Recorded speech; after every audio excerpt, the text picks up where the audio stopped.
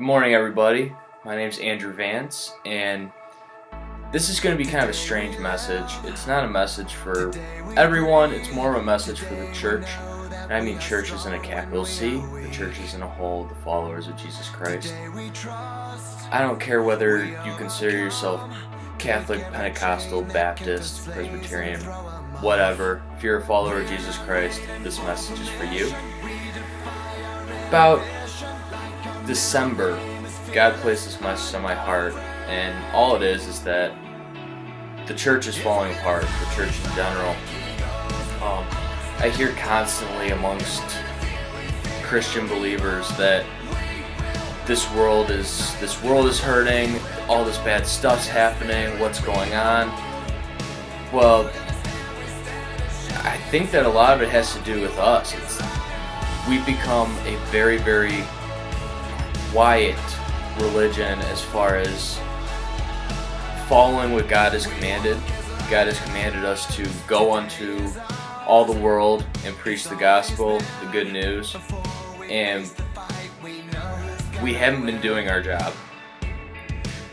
We keep this inside. Yeah, we're good people. We go to church on Sundays, we go to church on Wednesdays, but that's just not enough. As a Christian people in whole, we've fallen away from a couple key aspects, and one of those things is prayer. We're not spending as much time in prayer for our country, in prayer for our president, in prayer for our world. And I also believe that a lot of these tragedies that are happening, a lot of these school shootings, is just a way that God's trying to wake us up to this disaster that's happening. Like, we're rationalizing everything so that our world will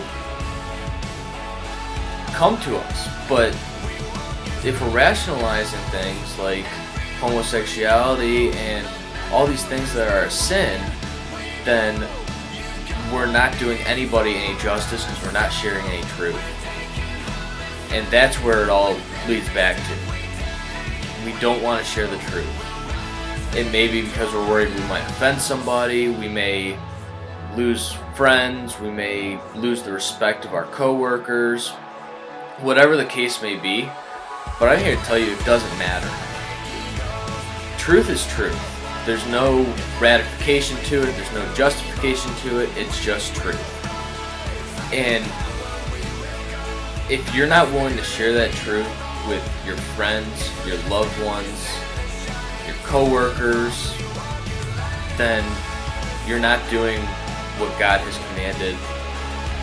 The two greatest commandments in the Bible are love your father and love your neighbor as you would yourself.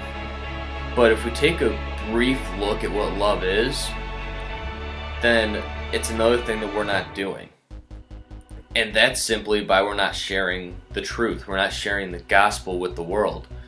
Because if you're not willing to share the love and the thing that gives you joy in your life with everyone around you, with your neighbor, how is that loving them?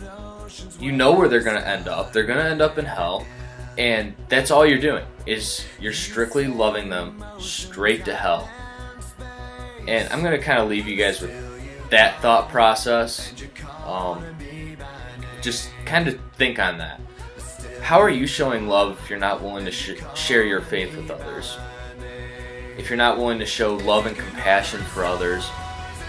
If we were to step up as God's people, as followers of Jesus Christ, these tragedies would not occur.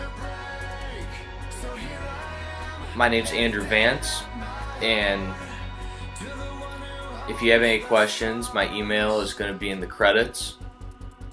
If you want me to come speak at your church, again, you can shoot me an email. In December, God placed this message on my heart, and I've been asking God to use me in a way that I never would have deemed possible.